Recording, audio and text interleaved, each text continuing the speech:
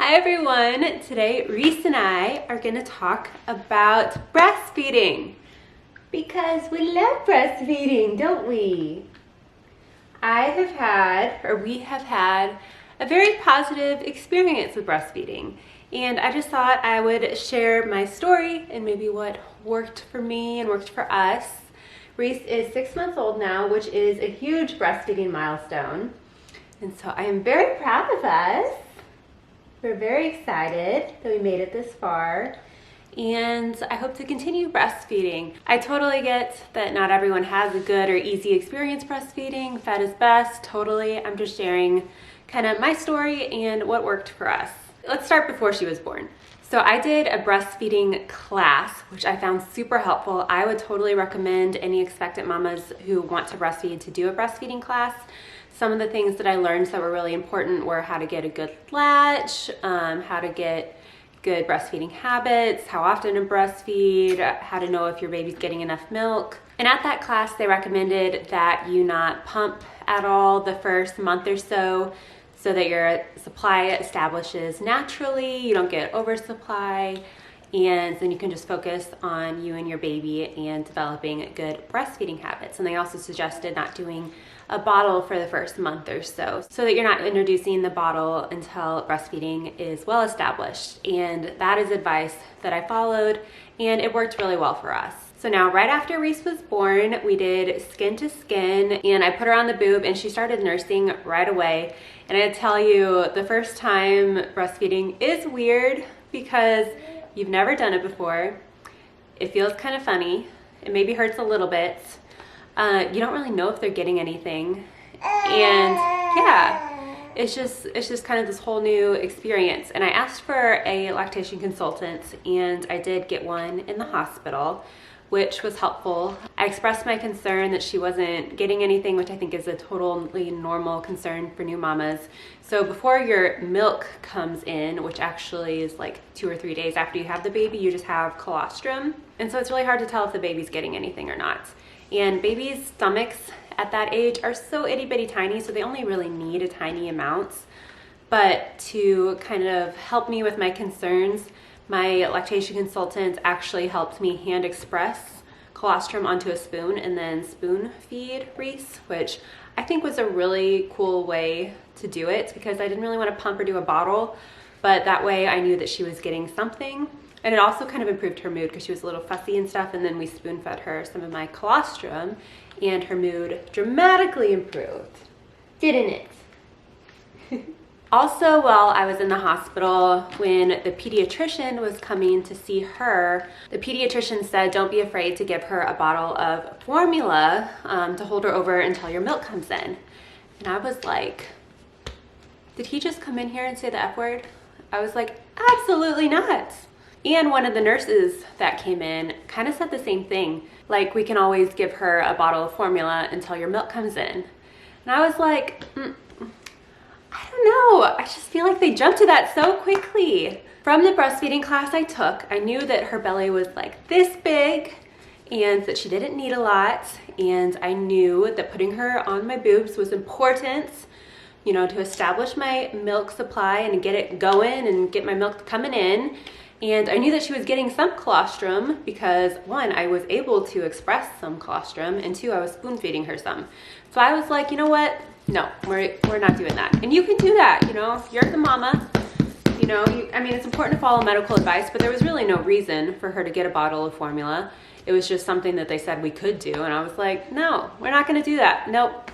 And so my milk ended up coming in 48 hours or so after I gave birth, which I think is early for a first-time mama. And I would say that I owe that definitely to just having her on my boob and nursing her, even though I only had colostrum and even though she probably wasn't getting a lot. You know, I think that's so important. And if I would have supplemented unnecessarily, I feel like I wouldn't have had her on the boob as much, and my milk wouldn't have come in as well and anything. And so I will say she was a little cranky when I only had colostrum because colostrum I think is harder for them to get and stuff. And she had just been pushed out of birth canal, which would make anybody a little cranky. But then when my milk came in, it kind of came in full force. I was nursing her on this boob, I remember, and then this boob just got like drenched So I was like, oh, milk's here. When we got home, I would nurse her every 2 or 3 hours. She was super chill, like the first few days we got home from the hospital. And then she kind of got a little more, we'll say, opinionated. And so I would be just like hustling to figure out what was wrong. I took her diaper, whatever. And I learned pretty quickly that at that age, just whip it out, man. Their bellies are still super small. And so if they want to nurse every hour or want to nurse just constantly, I mean, don't worry about it. I was kind of worried about it at first. I was like, oh, should I be holding her off till like every 2 or 3 hours to give her like full like meals or whatever? When they're that tiny, don't worry about it. You know, I'm saving you from having like a screaming baby. Don't worry about it, especially at night, man. She wanted to be on the boob a lot at nights. And like I said, I did not pump at all or give her a bottle that first month, which I don't know when the heck I would have pumped. Since she was so opinionated, I mean, I was hustling 24/7 all day, all night, trying to keep her happy, which we always want to keep baby happy. And I don't know when I would have like put her down and pumped for 10 or 15 minutes. Like it just wouldn't have happened.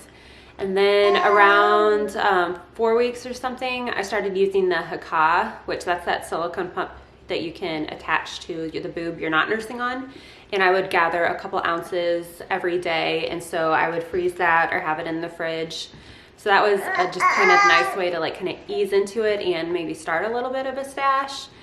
And I tried to give her her first bottle around 4 weeks. She hated it. And I was kind of stressed about it. We tried the Comatoma bottle. She didn't really like that. And then we tried the Lancino bottles, which is actually really convenient. Those are the bottles she ended up liking, and that's what my pump is. So that worked out. And we really just gave her a bottle like once a week, maybe, like the entire time I was on maternity leave until she was like 12 weeks old, because that's really all that like we needed. And we would do it like kind of on purpose once a week if we weren't going anywhere and there was no reason to give her a bottle, just to like practice and, you know, so she could remember how to do it and remember to not hate the bottle. I would use the Haka just a couple times a day and put that in the fridge or the freezer pretty much the entire time I was on maternity leave, which was until she was 12 weeks. And I would use my electric pump if I missed a feeding. So the very rare times me and Kyle did go out to dinner or something, if I was missing a feeding when I get home, I would use my electric pump. But that was really the only time I used my electric pump. And just from using the Haka, I had kind of like a decent freezer stash. I mean, I want to say maybe when I went back to work, I had like 15 bags of milk, anywhere from like 4 to 6 ounces, which you really don't need that big of a freezer stash. I know like so many people on the internet have all these tips to have like a giant freezer stash, but like you really just need milk for like the first day going back to work, and then you can use milk from that day, the next day, and that day, the next day, and then at the end of the week you can freeze it, you know. I ended up going back to work 3 days a week, going part-time. So when I did go back to work, I would pump 3 times a day, and then I would use that milk the next day, or on Wednesdays, which is my last day of the week, I would freeze it and add it to my stash. But about a week or 2 after going back to work, I decided I did want a little bigger of a stash because, I don't know, there is peace of mind in having a decent milk stash, because there were those days, she was still so little, man, we have to go back to work at 12 weeks, they're still so little. There were days where she would eat 4 times a day and I would only be pumping 3 times a day. And so then I would be down some milk or whatever. So I decided I wanted a bigger stash so I didn't have to like worry about that. And so then what I started doing is on my days off, I would use my electric pump to do a full 10-minute pumping session, like 30 minutes to an hour after her first feed. And I would get almost like a bottle's worth, but then she was only taking 4-ounce bottles. And that was tricky because I also had to figure out what I was gonna do with my baby while I was pumping. And so I would try to put her on her play mat or whatever. And I don't know, somehow I did it for like a month. And then I was like, you know what, I'm done with this extra pumping. By then I had a bigger stash. I think I have like 30 or 40 bags down there.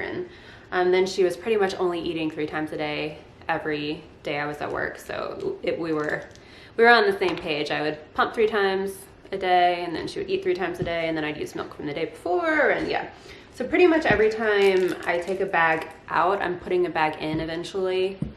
So yeah, I don't think you really need a giant freezer stash unless you plan on stopping breastfeeding and just using your freezer stash. I know some people do that. Some people say like, I'm only gonna breastfeed till like 6 months, but then I'm gonna have this big freezer stash that will feed them for an extra couple months. You can do that if you want to. I would rather keep breastfeeding because, like I said in the beginning of the video, it has been a really sweet, positive thing for us. I love how cuddly and sweet it is. I think it's really cool that my body is able to provide nutrients for her. A lot of things are easier about breastfeeding than maybe bottle feeding. One, you don't have to clean a bunch of bottles. Two, if you're just home with your baby, it's so easy to just like lift up your shirt and feed them and then continue on with your day.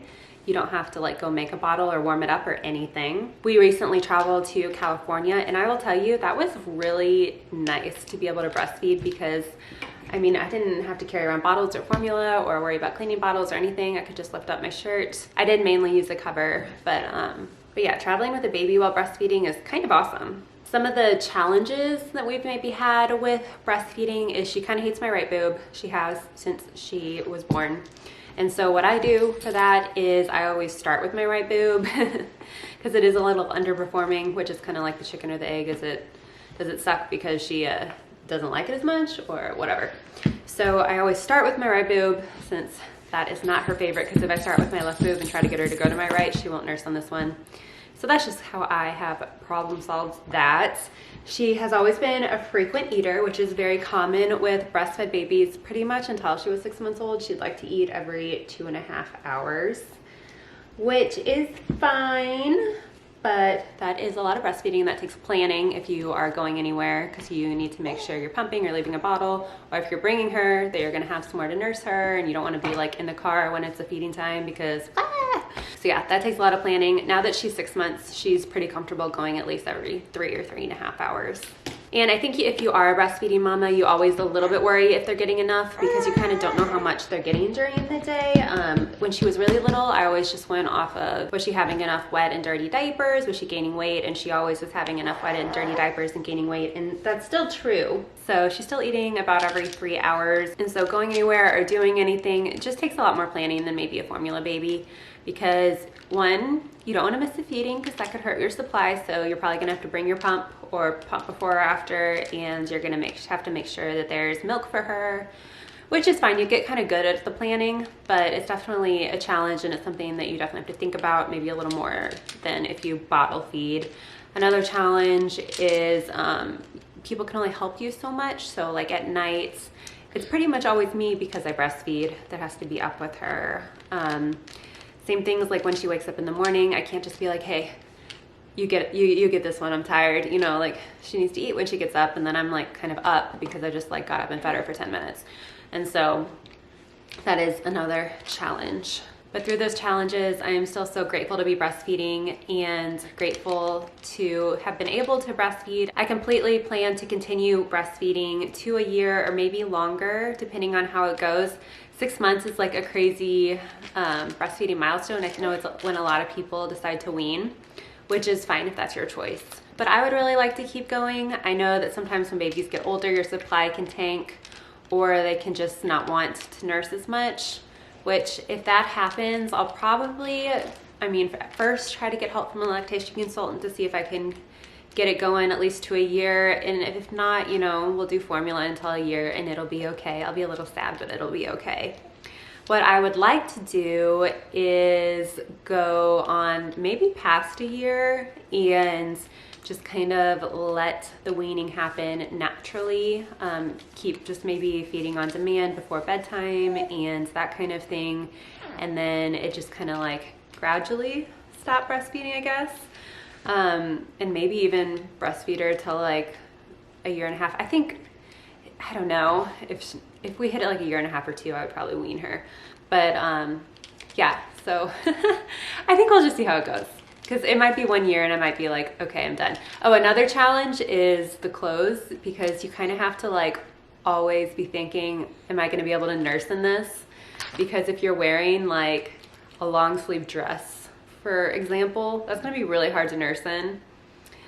So that's another thing that's kind of hard, is you always have to be like, yeah.